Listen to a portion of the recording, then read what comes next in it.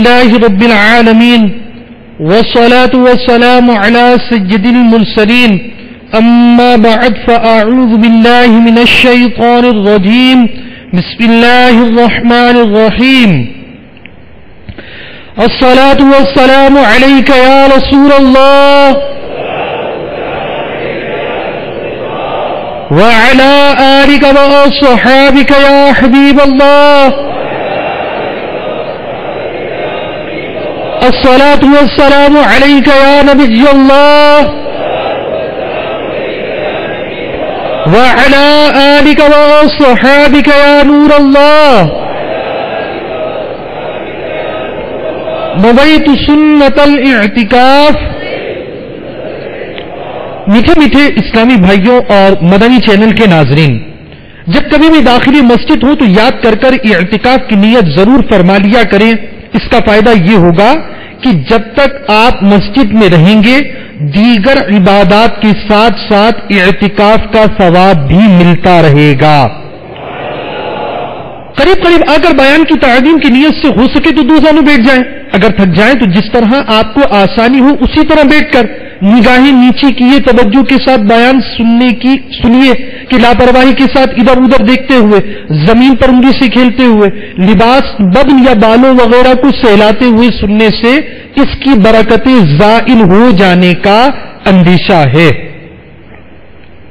حضرت ابی بن کعب رضی اللہ تعالی عنہ نے عرض کیا کہ فرائض وغیرہ کے علاوہ میں اپنا سارا وقت درود خوانی میں صرف کروں تو تاجدار رسالت شہنشاہ نبوت مصطفیٰ جان رحمت شمع بزم ہدایت موشاء بزم جنت صلی اللہ تعالی علیہ وآلہ وسلم نے فرمایا یہ تمہاری فکروں کو دور کرنے کے لیے کافی اور تمہارے گناہوں کے لیے کفارہ ہو جائے گا.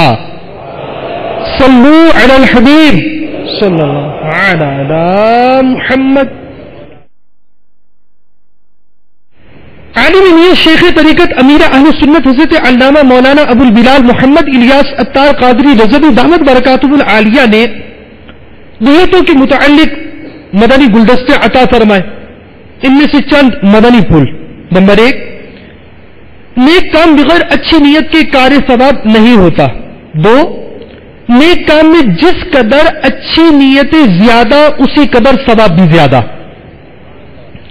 نیز امیر اہل سنت نے اس پرفتن دور میں آسانی سے نیکیاں کرنے اور گناہوں سے بچنے کے طریقوں پر مشتمل شریعت و طریقت کا جامع مجموعہ بنام مدنی انعامات بصورت سوالات عطا فرمایا. ان میں سب سے پہلا مدنی انعام بھی نیت ہی کا عطا فرمایا.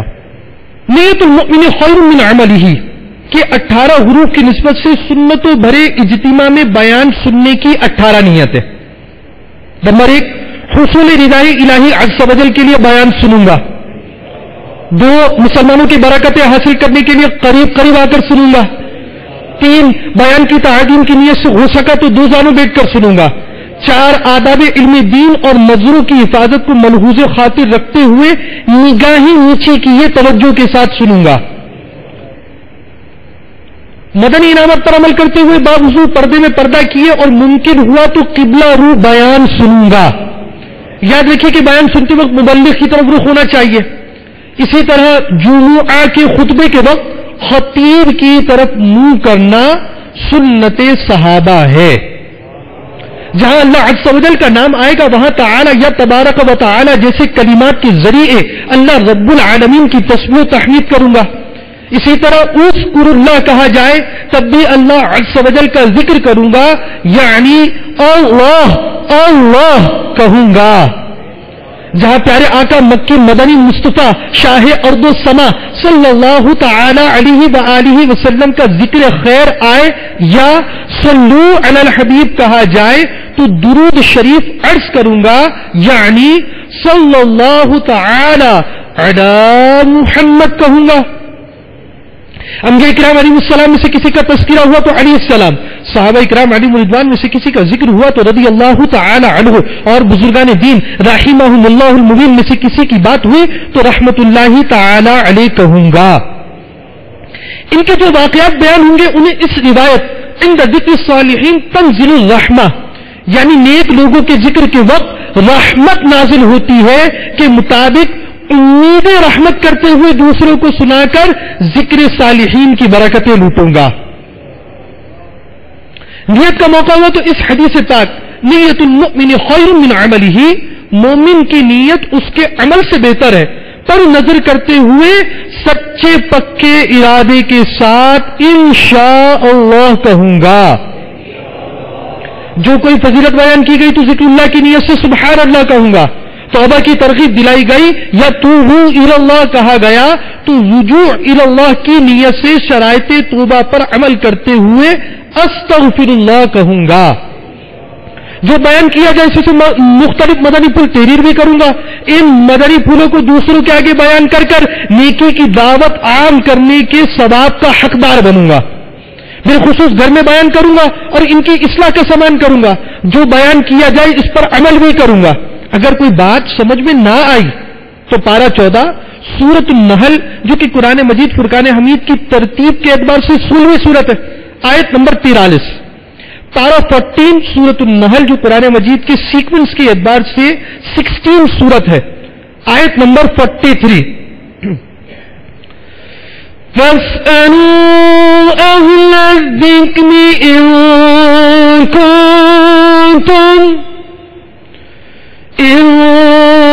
كُنتُمْ لَا تَعْلَمُونَ۔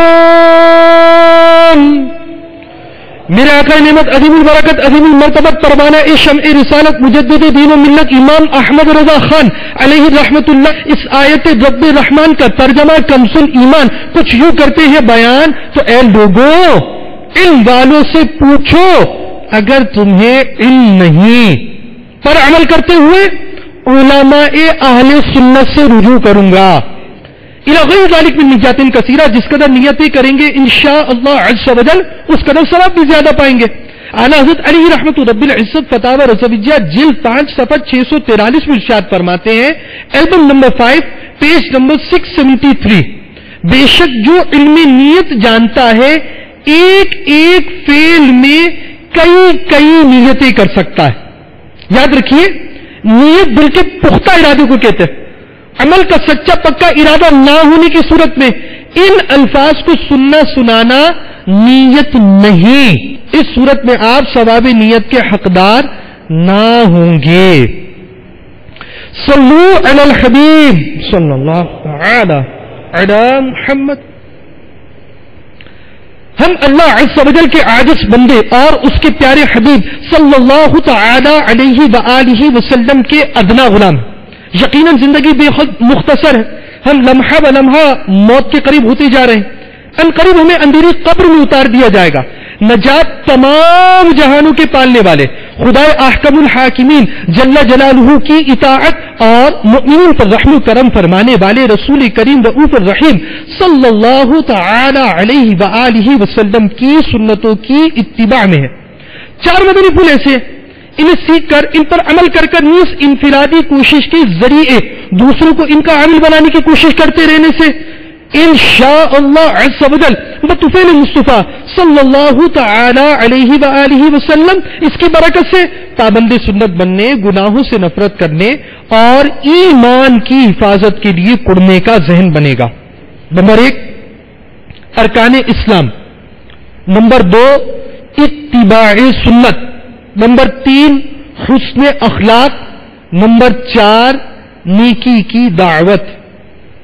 دعوت اسلامی کے اشاعتی ادارے مکتبۃ المدینہ کی مطبوعہ عیون الحکایات میں یہ حکایت بے نقل ہے۔ حضرت سیدنا عطا علیہ رحمت اللہ اپنے والد سے روایت کرتے ہیں کہ ایک مرتبہ زمانے کے مشہور تابعی بزرگ حضرت سیدنا ابو مسلم خولانی قدس سرہ الربانی کی زوجہ محترمہ رحمت اللہ تعالی علیہ نے آپ رحمت اللہ تعالی علیہ سے کہا، ہمارے پاس آٹا بالکل ختم ہو گیا ہے اور کھانے کے لیے کچھ بھی نہیں۔ آپ رحمت اللہ تعالی علیہ نے فرمایا، کیا تمہارے پاس کچھ رقم وغیرہ ہے جس سے آٹا خریدا جا سکے؟ تو انہوں نے عرض کی میرے پاس 1 درہم ہے جو اون بیچ کر حاصل ہوا۔ آپ رحمت اللہ تعالی علیہ نے فرمایا لاؤ وہ درہم مجھے دو، میں آٹا خرید لاتا ہوں۔ چنانچہ آپ رحمت اللہ تعالی علیہ 1 درہم اور تھیلا لے کر بازار کی طرف گئے۔ جب دکان سے آٹا خریدنا چاہا تو اچانک ایک فقیر آ گیا اور اس نے کہا اے ابو مسلم خولانی، یہ درہم مجھ پر صدقہ کر دو۔ آپ رحمت اللہ تعالی علیہ وہاں سے پلٹے اور دوسری دکان پر پہنچے۔ جیسے ہی آپ نے آٹا خریدنا چاہا دوبارہ وہ فقیر آ گیا، کہنے لگا اے ابو مسلم خولانی، میں بہت مجبور ہوں، یہ درہم مجھ پر صدقہ کر دو۔ اس طرح وہ فقیر آپ رحمت اللہ تعالی علیہ کے پیچھے لگا رہا۔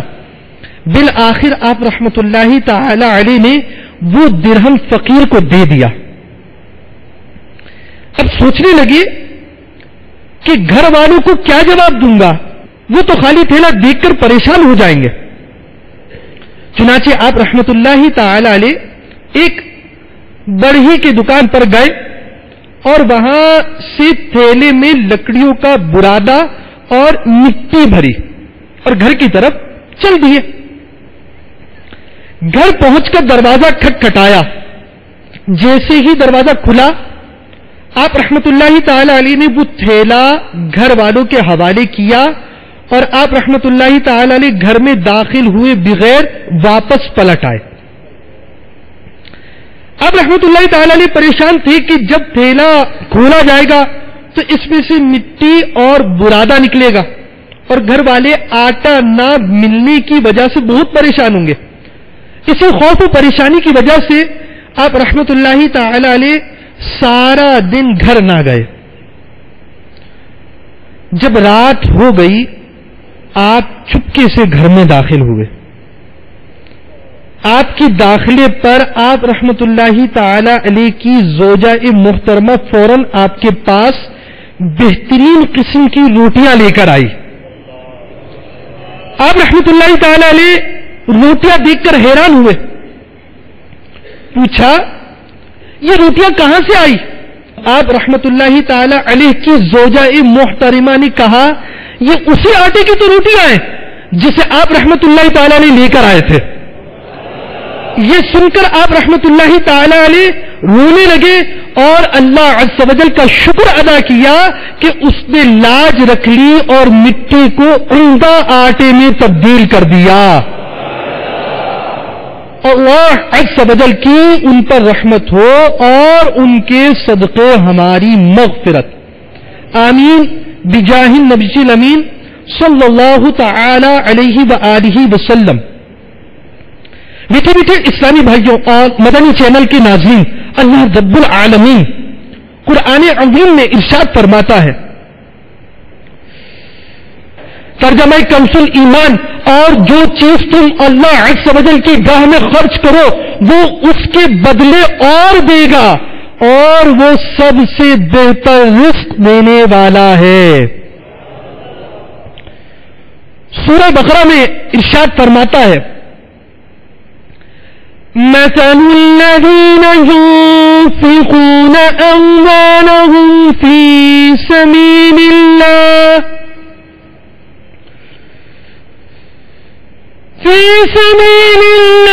كمثل حبة أنبتت سبع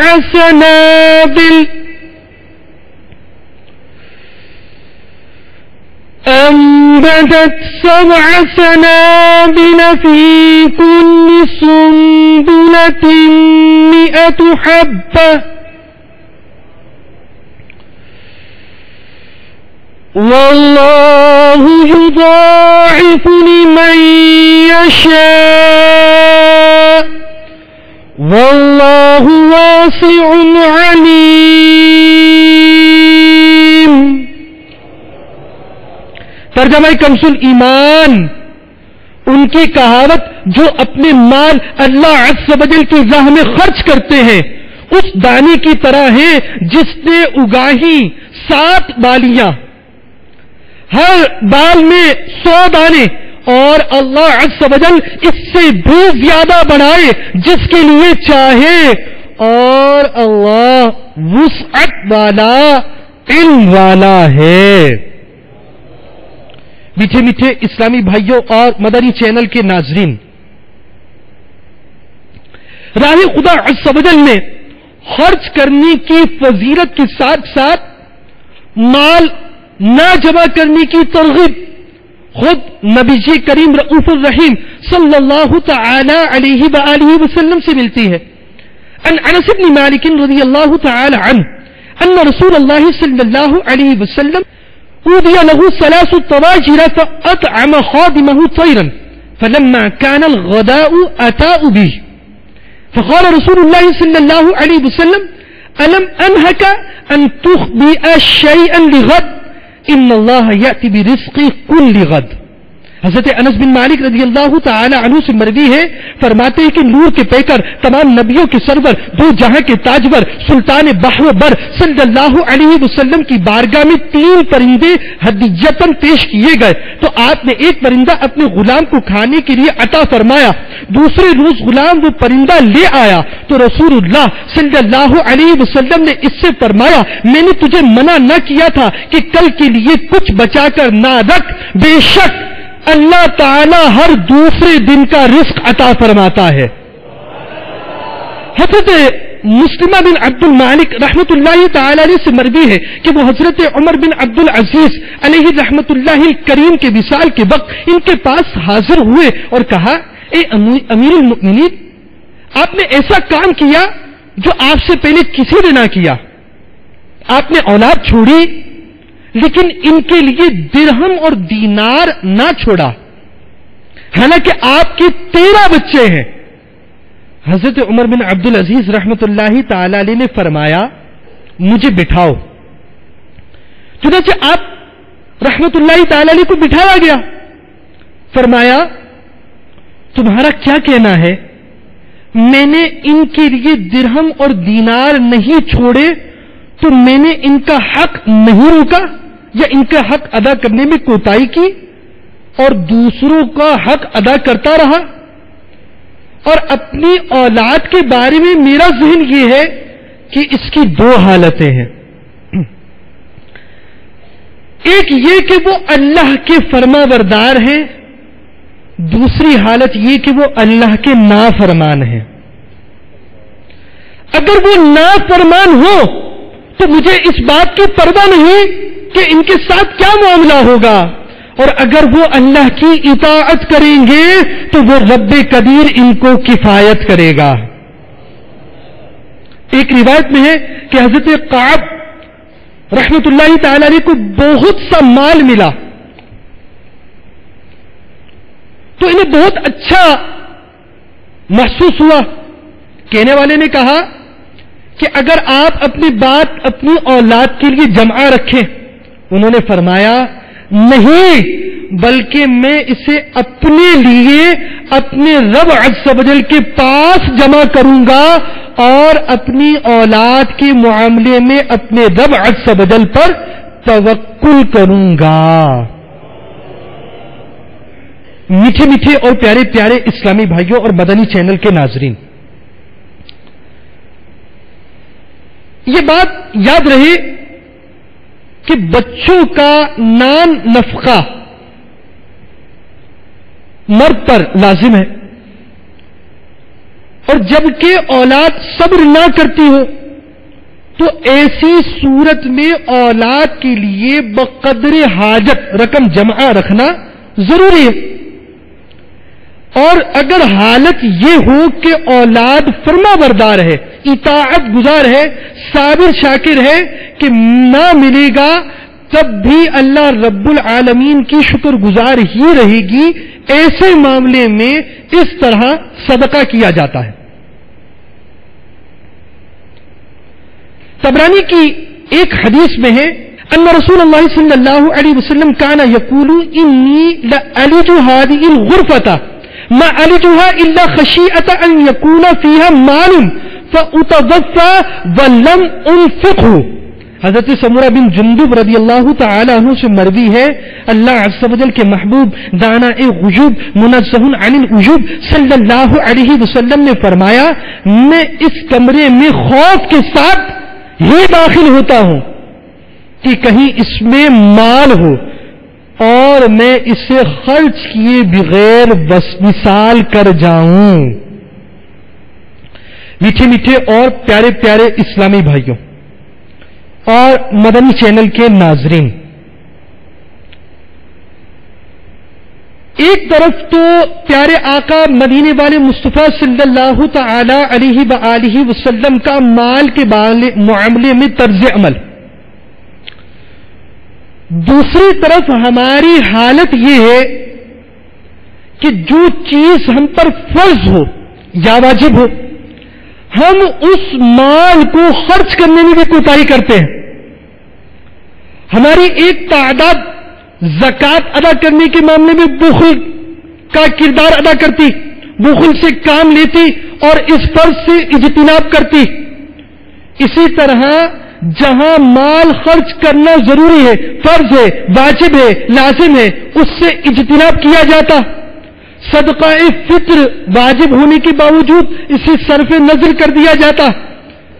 ساتھ ہی ساتھ وہ کسان جو کاشتکاری کے ساتھ وابستہ ہیں عشر لازم ہونے کے باوجود عشر سے صرف نظر کر جاتے اور اپنے اس مال کو کہ جس کا صدقہ کرنا فرض یا واجب تھا اس معاملے میں کوتاہی کرتے. یہاں یہ بات بھی ذہن نشین رہے کہ جب اپنی کیفیت بھی ایسی ہے کہ مال نہ ہوگا تو رب قدیر عز و جل کی شکر گزاری کے معاملے میں کوتاہی کرے گا، ناشکری کی طرف بڑھے گا. تو اب ایسے منفرد شخص کو کہ جو عیالدار نہ ہو، گھر والا نہ ہو، بقدر حاجت مال رکھنا چاہیے، اس کے پاس بقدر حاجت مال ہونا چاہیے. مگر ہماری حالت تو فرض میں کوتاہی کی ہے. ہمارے گھر کے اندر مال، کاروبار میں مال ہونے کے باوجود ہم فرض ادا کرنے میں کوتاہی کا شکار ہوتے. اب زکوٰۃ دیتے ہیں، جی میں زکوٰۃ دیتا ہوں. اب عشر دیتے ہیں، جی میں عشر دیتا ہوں. اب صدقہ فطر دیتے ہیں، جی میں صدقہ فطر دیتا ہوں. اچھا آپ اپنے ذی رحم محرم ایسے افراد کا نفقہ ادا کرتے ہیں جن کا نفقہ پر لازم ہے؟ جی ہاں، یاد رکھیے کہ بعض ذی محارم جو کہ جن سے خونی رشتہ ہوتا ہے اور یہ ہمارے قریبی رشتہ دار ہوتے ہیں، تو بعض رشتہ دار ایسے ہوتے ہیں کہ بعض صورتوں میں ان کا نفقہ، ان کا خرچہ اٹھانا بھی لازم ہو جاتا ہے. اب اس لازم رقم کو خرچ کرنے کا ذہن کتنا ہے؟ یہاں تو وہ ہے کہ جو مال ہو اس کے بارے میں خوف ہو رہا ہے کہ یہ مال باقی ہو اور وفات ہو جائے اور یہ مال یہاں رہ جائے اور صدقہ نہ کیا جائے. دوسری جانب ہماری حالت یہ ہے کہ فرض رقم جہاں ادا کرنی ہے، واجب رقم جہاں ادا کرنی ہے، جہاں رقم کا ادا کرنا لازم ہے یا جہاں رقم کا ادا کرنا یا مال کا ادا کرنا، خرچ کرنا مروت کے مطابق ہے، تو اب اس معاملے میں بھی ہم خرچ نہیں کر پاتے. مہمان آ جائے گھر کے اندر، رحمت کی سمجھیے کہ رحمت کی فضا بن جائے، ہمارا دل اور ہماری کیفیت عجیب سی ہو جاتی ہے کہ ہم اس کے آگے کیا مال رکھیں گے. ارے وہ تو اپنا رزق لے کر آنے والا ہے. آپ بے مربتی میں پڑھتے ہیں، کیا عجب کہ آپ نے جو کمایا اس کے حصے کا بھی آپ نے کمایا تھا، جو اسے کھلایا اس کے حصے کا اسے کھلا رہے ہیں. اور اللہ کی رحمت دیکھیے کہ آپ کے خان میں رب قدیر وسعت کر رہا ہے اور اس کی برکت پا رہے ہیں آپ. مگر ان سارے معاملات کے اندر ہماری عام طور پر توجہ نہیں رہتی. مرکز الاولیاء لاہور فیضان مدینہ جوہر ٹاؤن کے اجتماع میں شریک اسلامی بھائی اور مدنی چینل کے ان ناظرین کو مخاطب کر رہا ہوں کہ جو یہ ذہن بناتے ہیں کہ میں زکوٰۃ دیتا ہوں، جو یہ ذہن بناتے ہیں کہ میں فطرہ دیتا ہوں، جو یہ ذہن بناتے میں عشر دیتا ہوں. کیا آپ نے زکات کے ضروری احکام سیکھے؟ کیا آپ کو معلوم ہے زکات کسے دی جائے گی؟ کیا آپ کو معلوم ہے کہ زکات کسے نہیں دی جائے گی؟ کیا آپ کو معلوم ہے کہ جو شخص سوال کرتا ہے آپ سے زکات کے لیے، اگر مسکین نہیں ہے، شرعی فقیر اگر چاہو، اسے زکات دینے کی شرعاً اجازت نہیں ہے. کیا ہم نے زکات کے مال گن لیے؟ آج ہمارے ہاں ایک تعداد ایسی ہوتی ہے، سونے سے ایک مرتبہ زکات نکالنی کافی ہے. یہ سونا کس کے نام ہے؟ یہ بچے کے نام ہے. یہ سونا 2 تولہ بچے کے لیے، یہ سونا 3 تولہ اس بچے کے لیے، یہ سونا باقی تولہ اس کے بچوں کی ماں کے لیے. کیا آپ کا اس انداز سے اپنے دل کو بہلا دینا اور اپنے سونے کی زکات نہ دینا آپ کو آخرت میں نجات دلائے گا؟ ایک طرف ہمارے لیے یہ کردار ہے، ہمارے اسلاف کی یہ سوچ، نبی رحمت شفیع امت صلی اللہ علیہ وسلم کی یہ احادیث ہے. دوسری طرف ہمارا یہ کردار ہے کہ جہاں خرچ کرنا لازم ہو جاتا ہے وہاں خرچ کرنے سے اجتناب کیا جاتا ہے. زکات دینے کے معاملے میں بھی ہیلے بہانے کیے جاتے ہیں. یاد رکھیے حضرت سیدنا حسن رضی اللہ تعالی عنہ سے مروی ہے کہ نبی کریم رؤوف الرحیم صلی اللہ علیہ وسلم نے ارشاد فرمایا، زکات دے کر اپنے مالوں کو مضبوط قلعوں میں کر لو اور اپنی بیماریوں میں علاج صدقہ سے کرو، اور بلا نازل ہونے پر دعا و تضرع یعنی گریا و زاری سے استعانت مدد طلب کرو. میٹھے میٹھے اور پیارے پیارے اسلامی بھائیوں، یہ مال کبھی زلزلوں کا شکار ہو جاتا ہے، کبھی آندھی سے یہ مال برباد ہو جاتا ہے، کبھی آگ لگ جاتی ہے، کبھی زمین دوست ہو جاتا ہے، کبھی یہ مال کسی علاج پر صرف ہو جاتا ہے، کبھی کسی چور کے ہاتھ لگ جاتا ہے، کبھی کسی ڈاکو کے ہاتھ لگ جاتا ہے. ارے کبھی اس انداز سے اس مال کی حفاظت کے لیے کوئی اڑتا ہے، سامنے والا مال کے مالک کو بھی مار دیتا ہے اور مال بھی لے جاتا ہے. اس مال کے بوال دنیا کے اندر طرح طرح سے دیکھے جا رہے ہیں، مگر اس فرض کو ادا کرنے کے معاملے میں ہماری کوتاہی ہے. حضرت عیسیٰ روح اللہ علی نبینا و علیہ الصلوۃ والسلام کے حواریوں نے آپ علی نبینا و علیہ الصلوۃ والسلام کی خدمت سراپر رحمت میں عرض کی، کیا بات ہے کہ آپ تو پانی پر چل سکتے ہیں مگر ہم نہیں چلتے. آپ علی نبینا و علیہ الصلوۃ والسلام نے فرمایا، تمہارے نزدیک درہم اور دینار کا کیا مرتبہ ہے؟ انہوں نے عرض کیا، اچھا رتبہ ہے، یعنی ضرورت کی چیز ہے، کام کی چیز ہے، منفعت والی چیز ہے، فائدہ دینے والی چیز ہے. آپ علی نبینا و علیہ الصلوۃ والسلام نے فرمایا، لیکن میرے نزدیک درہم و دینار اور مٹی کے ڈھیلے برابر ہیں. میٹھے میٹھے اور پیارے پیارے اسلامی بھائیوں اور مدنی چینل کے ناظرین، زکات ہو یا عشر یا فرض صدقات یا مال جہاں خرچ کرنا فرض و واجب ہو، اس کے تو فضائل اپنی ہی جگہ ہے. کوئی بھی نفل کام فرض کے برابر نہیں ہو سکتا، فرض جیسی فضیلت نہیں پا سکتا. ساری زندگی کی تہجد ایک طرف، ایک فرض نماز کے برابر نہیں ہو سکتی. فرائض کی تکمیل کے ساتھ ساتھ نوافل کا معاملہ ہے، اور جب اس طرح کا صدقہ کیا جاتا ہے تو بہت سی برکتیں دنیا میں بھی ظاہر ہو جاتی ہیں. حضرت سیدنا ثابت رحمت اللہ تعالی علیہ سے منقول ہے، ایک عورت کھانا کھا رہی تھی، اتنے میں سائل نے صدا لگائی، مجھے کھانا کھلاؤ، مجھے کھانا کھلاؤ. عورت کے پاس صرف ایک لقمہ بچا. جیسے ہی اس نے منہ کھولا، سائل نے دوبارہ صدا لگائی، عورت کو ہمدردی آئی اور اس نے وہ لقمہ، ایک لقمہ سائل کو صدقہ کر دیا. کچھ عرصے بعد وہی عورت اپنے ننھے منھے بچے کے ساتھ کہیں سفر پر جا رہی تھی. راستے میں ایک شیر اس کا بچہ چھین کر لے گیا. ابھی شیر تھوڑی ہی دور گیا تھا کہ اچانک ایک شخص نمودار ہوا اور شیر کی طرف بڑھا، پھر شیر کے دونوں جبڑے پھاڑ ڈالے اور بچہ اس کے منہ سے نکال کر عورت کے حوالے کرتے ہوئے کہا، لقمے کے بدلے لقمہ لے لو. یعنی تو نے جو ایک لقمہ سائل کو کھلایا تھا، اس کی برکت سے تیرا بچہ شیر کا لقمہ بنانے سے بچا لیا گیا. اللہ عز و جل کی ان پر رحمت ہو اور ان کے صدقے ہماری بے حساب مغفرت ہو. میٹھے میٹھے اور پیارے پیارے اسلامی بھائیوں،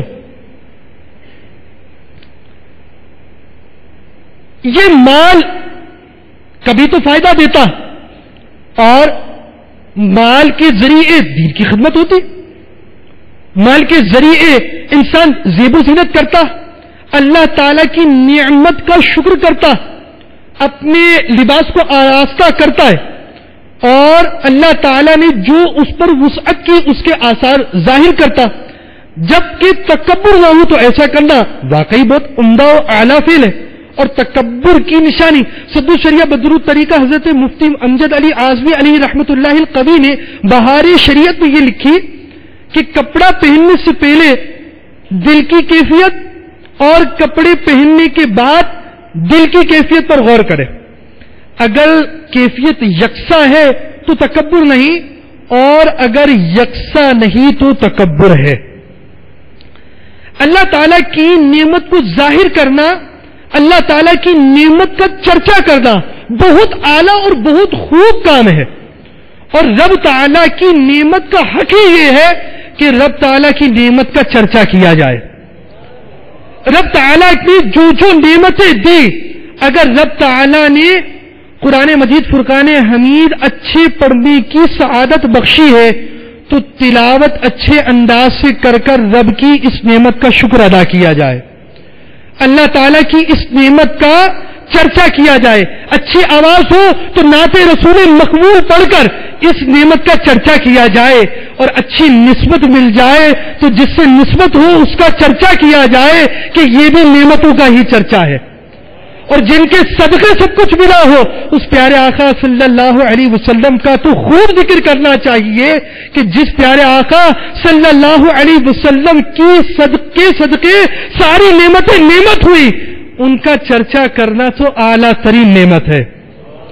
تو جیسے مال ہے، مال اللہ تعالیٰ کی نعمت ہو، جب اللہ کی اطاعت میں خرچ ہو، جب اللہ کی فرما برداری میں خرچ ہو، جب یہ مال کے ذریعے حج کیا جائے، جب اس مال کے ذریعے عمرہ کیا جائے، جب اس مال کے ذریعے والدین کو حج کرایا جائے، جب اس مال کے ذریعے صدقہ کیا جائے، خیرات کی جائے، جب اس مال کے ذریعے مسجد کی تعمیر کی جائے، جب اس مال کے ذریعے مدرسہ بنایا جائے، جب اس مال کے ذریعے دارالفتہ بنایا جائے، جب اس مال کے ذریعے غریب اور فقراء پر تصدق کیا جائے، جب اس مال کے ذریعے غریب طلبہ کی امداد کی جائے، جب اس مال کے ذریعے سفید پوش علماء کی ساتھ اعانت کی جائے، مدد کی جائے، تو یہ مال یقیناً بہت فضیلت والا ہے. جب اس مال کے ذریعے نذر و نیاز کی جائے، جب اس مال کے ذریعے دعوت کا اہتمام کیا جائے اور لوگوں کے اس بلانے پر رب تعالی کی رضا مقصود ہو، یقیناً اس مال کا یہ مصرف، یقیناً اس مال کو اس انداز سے خرچ کرنا انتہائی اعلیٰ کام ہے. مگر جب اس مال کو خرچ نہیں کیا جاتا اور اس کے صدقات واجبات ادا نہیں کیے جاتے تو یہ مال وبال بن جاتا ہے. ان ابی ذر رضی اللہ تعالی عنہ قال سمعت رسول اللہ صلی اللہ علیہ وسلم یقول من اوقع على ذهب او فضة ولم ينفقه في سبيل الله كان جمرا يوم القيامة يكوى به. حضرت ابو ذر غفاری رضی اللہ تعالی عنہ سے مروی ہے، فرماتے ہیں میں نے حسن اخلاق کے پیکر نبیوں کے تاجور محبوب رب اکبر صلی اللہ علیہ وسلم کو فرماتے سنا، جو سونا یا چاندی راہ خدا عز و جل میں خرچ کیے بغیر جمع کرے گئے تو وہ بروز قیامت انگارہ ہوں گے، جس سے اسے یعنی اس کے مالک کو داغا جائے گا. میٹھے میٹھے اور پیارے پیارے اسلامی بھائیوں اور مدنی چینل کے ناظرین، زکوٰۃ کے مسائل بھی سیکھیے، حاجت اصلیہ بھی سیکھیے، فقیر شرعی کی تعریف کو بھی جانیے. بڑی عجیب سی باتیں لگ رہی ہوں گی، حاجت اصلیہ کیا چیز ہے؟ ہولان ہول سال کا گزر جانے سے کیا مراد ہے؟ یہ شرعی فقیر کس کو کہتے ہیں؟ یہ باتیں اگرچہ مشکل لگ رہی ہیں مگر یہ بات یاد رکھیے، جب مال کما رہے ہیں، مال جمع کر رہے ہیں، یہ مال جمع ہوا تو اس مال کے متعلق ضروری علم کا سیکھنا فرض ہو چکا۔ جب یہ مال آپ کے پاس بقدر نصاب ہو چکا، اب نصاب کے بعد سال گزر رہا ہے، اس مال پر زکوٰۃ فرض ہو رہی ہے، اس مال کے حوالے سے، زکوٰۃ کے حوالے سے مسائل کا سیکھنا لازم ہو چکا۔ اگر آپ کاشتکار ہیں، عشر دینا آپ پر لازم ہو رہا ہے اس کاشتکاری کی وجہ سے، تو اس عشر کے مسائل کا سیکھنا آپ پر لازم ہو چکا۔ جب عید الاضحیٰ آئی، آپ اگر اس صورت میں حاجت اصلیہ سے زائد نصاب کی رقم رکھتے ہیں، اب آپ پر قربانی لازم ہو چکی۔ اس قربانی کے مسائل کا سیکھنا، اس پر مال خرچ کرنا اور راہ خدا عز و جل میں اس خون کا بہانا آپ پر لازم ہو چکا۔ ان چیزوں کے بارے میں شیطان کے ہیلے بہانوں میں نہ آئیے۔ آپ کی کوالیفیکیشن کتنی ہے، کون سی ڈگری ہے، میٹرک پڑھ لی آپ نے، انٹر کر لیا آپ نے، گریجویشن کر لی آپ نے، 6 کلمے آپ کو آتے ہیں؟ کیسی عجیب سی بات ہے۔ دین کے معاملے میں ہماری ایسی کوتاہی، اور دین ایسا کامل ہے، ہر معاملے میں ہماری رہنمائی کرنے والا ہے۔ اس زکوٰۃ کے مال میں ہماری رہنمائی کرنے والا، اس صدقے کے مال میں رہنمائی کرنے والا، کیسا پرسکون ہے وہ شخص جس سے زکوٰۃ دی، علماء سے رہنمائی حاصل کی اور زکوٰۃ صحیح مصرف میں ادا کر دی۔ کیسا قلبی سکون ہے اسے کہ میں نے اللہ کا فرض ادا کر دیا۔ ایک وہ شخص جس نے زکوٰۃ کا طریقہ اپنے آباء و اجداد سے سنا جبکہ وہ عالم نہ ہو، ان سے سیکھا، ان کو دیکھا اور دیکھم دیکھ زکوٰۃ دے دی۔ ذرا سوچئے، کیا آپ کی پوری زندگی میں اپنے آباء و اجداد سے آپ کو اختلاف نہیں ہوتا؟ آپ اپنے آباء و اجداد سے نماز کے مسائل سیکھتے ہیں، سنتے ہیں، جب مال دینے کی باری آتی ہے تو اس کے مسائل سیکھنے میں کیوں ہم پیچھے آ جاتے ہیں؟ حضرت سیدنا عبد الرحمن بن ابی یعلا رحمت اللہ تعالی علیہ کا بیان ہے۔ حضرت سیدنا معاذ بن افرا رضی اللہ تعالی عنہ کے پاس جو بھی دنیاوی مال آتا سب صدقہ کر دیتے۔ جب ان کے یہاں بچے کی ولادت ہوئی تو ان کی اہلیہ محترمہ نے اپنے خاندان والوں سے کہا، ان حضرت سے کہیں کہ گھر والوں کے لیے بھی کچھ مال جمع کر لیں۔ چنانچہ عزیز و اقارب نے آپ رضی اللہ تعالیٰ عنہ سے کہا، اب آپ رضی اللہ تعالیٰ عنہ صاحب اولاد ہو گئے، اگر اپنی اولاد کے لیے کچھ مال جمع کر رکھے تو اس میں کیا حرج ہے؟ فرمایا، میں تو یہی چاہتا ہوں کہ آگ سے بچنے کے لیے اپنی ہر شے خرچ کر دوں، لہذا میں صدقہ و خیرات کرنے سے رک نہیں سکتا۔ فیضان مدینہ جوہر ٹاؤن کے اجتماع میں جمع ہونے والے اسلامی بھائیوں اور مدنی چینل کے ناظرین، اپنا ذہن بنائیے اور ان روایتوں کے پیش نظر کاش ہمارا ذہن نفلی صدقے کا بن جائے، کاش ہم اپنی آمدنی میں 1% رائے خدا سبدل میں خرچ کر دیں، یومیہ سیل کا 1% اور ماہانہ سیل کا 12%، نفعے کا اللہ توفیق میں 26% رائے خدا سبدل میں خرچ کریں۔ اور رائے خدا سبدل میں خرچ کرنے کے اعلیٰ ترین بعض مصارف یہ بھی ہیں کہ ہم اس مال کے ذریعے دینی کتاب خریدیں اور یہ کتاب کسی عاشق رسول کو دے دیں، وہ علم دین حاصل کرے، آپ کے لیے صدقہ جاریہ ہو۔ وی سی ڈی بیان کی دے دیجیے اور اس بیان کی وی سی ڈی کے ذریعے وہ دین سیکھے، عمل کرے اور آپ کے لیے صدقہ جاریہ ہو جائے۔ آپ مٹھائی کا ایک ڈبہ لے کر عید کے دن جاتے ہیں، دوست کے پاس جاتے ہیں، عزیز و اقارب کے یہاں جاتے ہیں، اپنے قریبی رشتہ داروں کے یہاں جاتے ہیں، بہت اچھا کام ہے کسی دوست کو مٹھائی تحفے میں دینا، کھانے کی چیز تحفے میں دینا، میٹھا تحفے میں دے دینا، عید کے ایام میں دل جوئی کی نیت سے اپنے عزیز و اقارب کو یہ مال دینا بہت اچھا عمل ہے۔ اگر ساتھ ہی ساتھ ایک VCD ہو، آپ کی مٹھائی کا ڈبہ کتنے دن چلے گا؟ آپ نے وہ جو چیز کھانے کو دی کتنے دن اس گھر میں باقی رہے گی؟ ایک رسالہ کبھی ایک اسلامی بھائی نے پڑھا، کبھی اس کی اولاد نے پڑھا، کبھی اس کے گھر والوں نے پڑھا، ایک ایک جملے پر نیکیاں مل رہی ہوں، ایک ایک جملے پر نیکیاں مل رہی ہوں۔ اگر ایسی فضیلت حاصل ہو جائے تو کس قدر ہمارے لیے صدقہ جاریہ ہوگا، اور جو جو چیزیں وہ عمل کر رہے ہوں اس کے ذریعے کیا کیا فوائد حاصل ہوں گے۔